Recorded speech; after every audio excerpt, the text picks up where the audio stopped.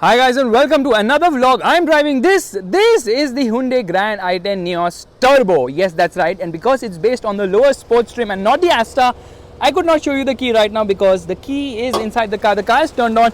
That is the engine. It's a 3-cylinder unit. It does vibrate. You can feel the vibrations. There's no insulation right there.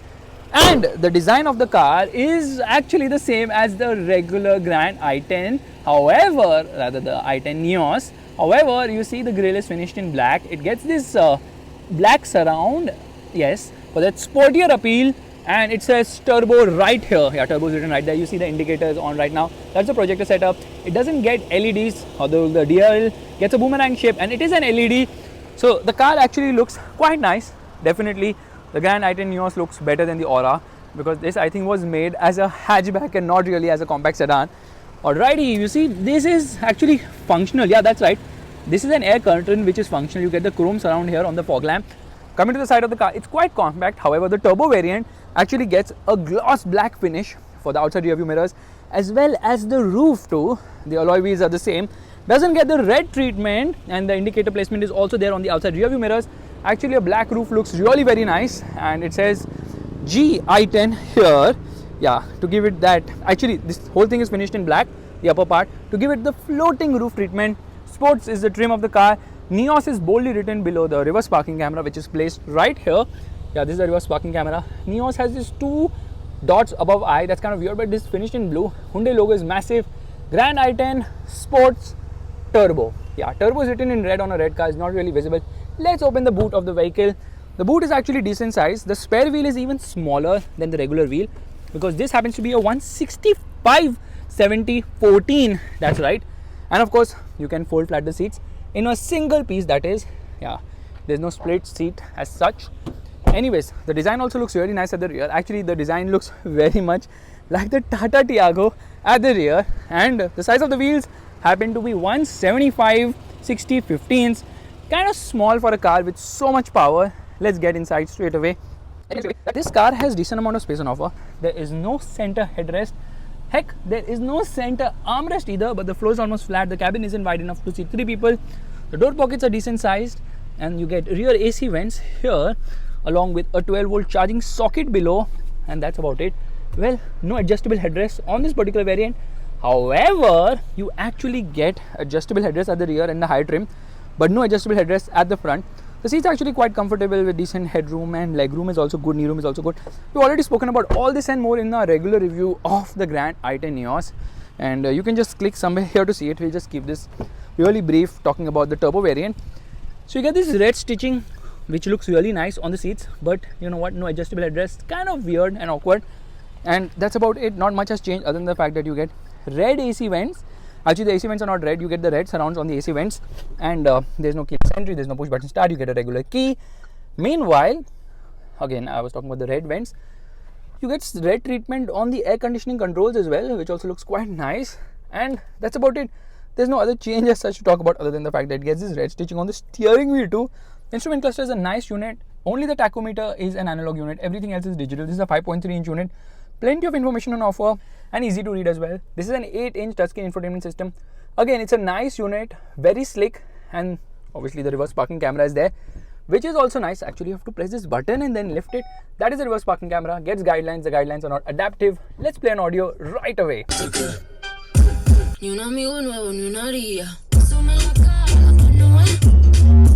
कौन सी भाषा में गाना लगाती हो? Anyways, you get this piano black finish, and this whole panel makes you believe that this is actually a one-panel unit, which is very much like the Mercedes cars. Anyways, no auto-dimming inside rear view mirror. Obviously, there's no mirror here. There is no mirror here. Okay, there's a mirror here, of course. And it obviously misses out on certain features which are present in the higher trim, but who really cares about that? Because all we care about is the driving feel of the car. So let's get driving right away. Alright, we're all set to go, which means getting into first gear. Handbrake is already down, AC is already off, traction control is not there at all. But we're going to do the drivability test of this car to see how it actually performs out in the city in stop-go traffic. But there are no cars to do that test. But still, I'll just drive it at lower speeds to see the same. Now, I'll tell you what, this engine is actually quite drivable as such. Yeah, turbo spools up post 1800 RPM, but it's got a really wide torque band between 1500 to 4000 RPM. Yes, all of 172 Newton meters of torque.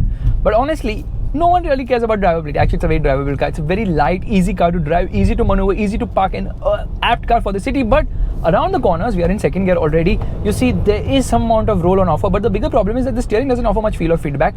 The other bigger problem is that the tires don't offer much grip. So yes, the car might have the sporty pretext, but it's not really sporty as such. Now, of course, this is the cheapest turbocharged petrol car in the country right now. Yeah, that's right, the cheapest turbocharged petrol car in the country, which means that it offers great bang for the buck. We'll come to the pricing in a bit. So what does it actually compete with? If you're buying a Grand i10 NIOS Turbo Petrol, the only other option you have is the Volkswagen Polo. Yeah, Polo also gets a 1 liter TSI petrol engine. That engine is also great. It's actually very good, that engine. I love that engine, especially with the manual gearbox. It really performs well. But the kind of value this car offers is absolutely staggering. First and foremost, performance is really very nice because the NIOS is a very light car. The clutch is also light. The gearbox is slick shifting, and it has got good amount of grunt as well. It's producing 100 horsepower. That's right, 100 horsepower at 6,000 RPM. 100 horsepower is a lot of power for a car this light, and it's very nimble. It's very agile. It's very flickable as well. Only thing is, around the corners, it doesn't maintain its line because it starts to understeer if you try to push it hard, and it doesn't really even have the grip on offer. And suspension also, although it's on the stiffer side, it really isn't meant for dynamic handling as such. So yes, body roll is present, a lot of it. The problem is that steering doesn't really communicate here. That's the only bigger problem here. Steering is really light. You can actually move it with one hand. It's not very communicative. It lacks feel, it lacks feedback, and that is the major issue with the Grand i10 NIOS with a turbo petrol engine. Braking performance is really very nice. Sure-footed braking on offer, like yes.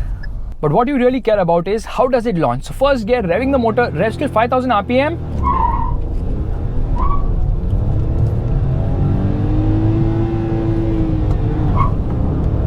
That is wheel spin on upshift. That is the punchiness of this engine. It goes from 0 to 100 kilometers per hour in second gear itself. It's a very tall gear motor, has ample amount of grunt, and performs brilliantly as well. It puts a massive smile on your face the way this engine is able to perform. Yes, 100 horsepower is a lot of power, but this is a 3-cylinder engine. Yes, it happens to be Hyundai's fame now. Fame now मतलब अभी बहुत famous हो गया engine, क्योंकि this is the 1 liter TGDI motor, turbocharged gasoline direct injection, but it's a 3-cylinder unit. This engine has found its way into 4 cars. Okay, it's there in the Venue. It actually made its debut in the Venue. It's also there in the Aura. It's there in the Grand i10 NIOS, only in one variant which you're driving right now. It's also there in the Verna. In the Verna, it gets a 7-speed DCT. In the Venue, it gets a 6-speed manual and a 7-speed DCT. In the Aura and the Grand i10 NIOS, it's the same 5-speed manual gearbox and 100 horsepower. Yeah, so the NIOS as well as the Aura get 100 horsepower. Meanwhile, the same engine gets 120 horsepower in the Venue and the Verna, but the torque output remains the same across all the 4 cars, which is 172 Newton meters of twisting force. That is a lot. The refinement levels are really very nice. The engine is really smooth lower down. Only thing is, it rocks ahead. The car is like rocking and moving because there are some amount of vibrations on offer, and that vibrations can be felt in abundance because of the 3-cylinder engine, and then in the mid-range it flattens out. You can't really feel much in the mid-range, but once you get going, then you realize that near the red line is when again it shows a 3-cylinder character.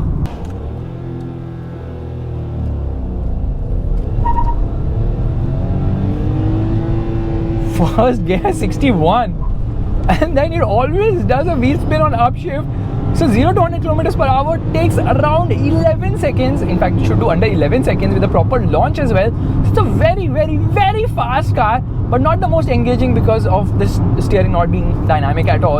And yes, some amount of course, roll, quite a lot of body roll as well. The ride quality is actually nice. The suspension has some amount of stiffness as well, which can be felt over really bad roads. So if you're driving the car over really bad roads, you can feel the stiff suspension. So that inherent stiffness which it has, that's actually a good thing for handling. But then, you know, the steering is not really very communicative. That is the issue.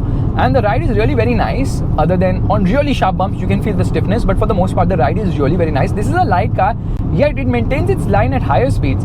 It actually feels very light to drive as well. Now you're driving in 5th gear. We are in 5th gear right now, okay? Driving very comfortably. The motor doesn't show any of its sportiness. But all of a sudden, if you get into the gas, there is a nice pull because obviously in-gear acceleration is also very nice due to the lump sum torque which comes into play. This car has a top speed of 170 kilometers per hour, which actually makes it quite fast as well. So yes, in terms of engine, this is a brilliant motor, fantastic. That one gear which fell off from the Venue, that would have been a really nice touch if it was there in this car. It would have helped in getting better fuel economy, because the MID is reading 8.6 kilometers per liter right now. You can't really blame the car, because if you're sitting in the car for a longer time, the official rated mileage is 20.7 kilometers per liter. Now taking a U-turn is so brisk, I'm going to do it with one finger. Here we go.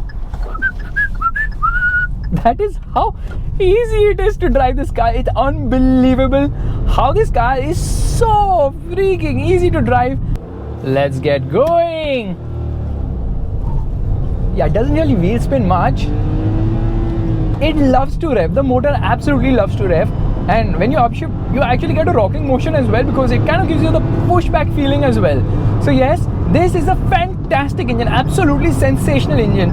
But should you buy this over the regular 1.2 liter Kappa motor, which has more displacement but lesser power, lesser torque, and is less fuel efficient as well? Well, of course, this is more exciting. However, only one trim on offer, that's sports trim. There is no Asta available with a turbo-petrol engine, and in spite of that, it actually costs more than the Asta 1.2 liter petrol. So the price of this car is 7.71 lakhs on road Mumbai, which is actually stellar value for money for a car with such a fantastic engine. Meanwhile, it actually costs 1 lakh more than the 1.2 liter engine variant. The same variant, if you talk about 1.2 liter petrol engine, 1 lakh lesser. Yeah, so you're paying a premium of 1 lakh on road prices, of course, for just the engine, which is a lot, obviously, because you pay a little bit more, you get the diesel here.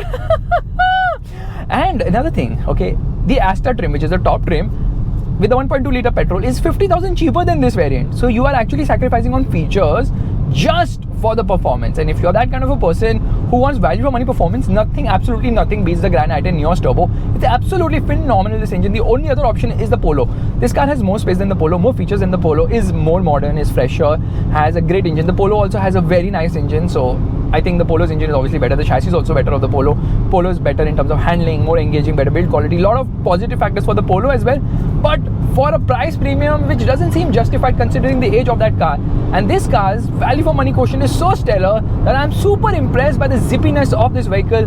What an engine, what a powertrain, absolute fun. Thankfully it doesn't get an automatic. Actually, they could have offered the automatic. Thankfully they have not, because we don't need a DCT box in the NIOS. We just need a manual, and we've got that one as well. Wow, I love the engine. It is so fab, it's so drivable, doesn't have flat spots, and just pulls strongly with a lot of energy. सब ठीक है? Oh.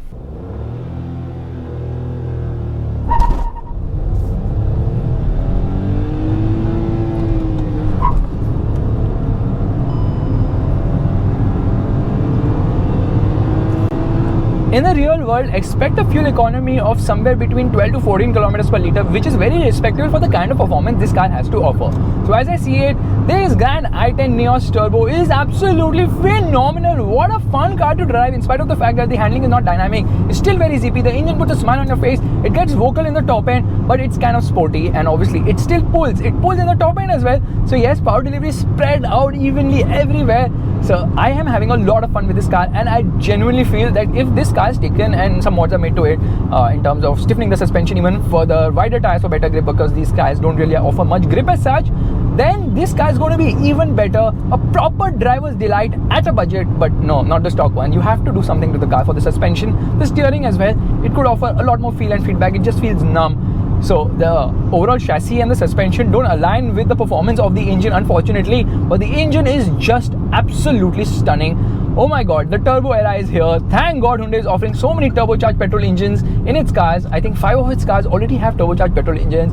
Wow. And Maruti's none, zero. Not a single Maruti car has a turbocharged petrol engine, which is disappointing considering they don't even have diesel on offer. But hey, we're not going to be talking about Maruti today.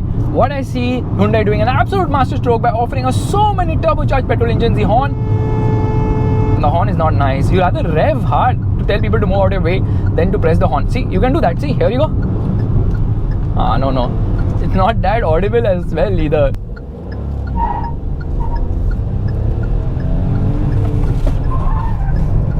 Tires just protest, you know, every time you try to push it hard, the tires are protesting. They need to offer grippier tires. And on that bombshell, it's time to end. Thank you so much for watching this vlog. If you liked it, you know what you have to do. Give it a thumbs up, that's a like button, and also subscribe to the channel. I will see you guys in the next video real soon. Yeah, that end moment now, the ABS pulsating is there, unfortunately. So if you like this vlog, you know what you have to do. Give the thumbs up, that's a like button, and also subscribe to the channel. I will see you guys in the next video real soon. Bye bye, take care. खिड़की के बाहर हो Oh my god, I told you the suspension is stiff.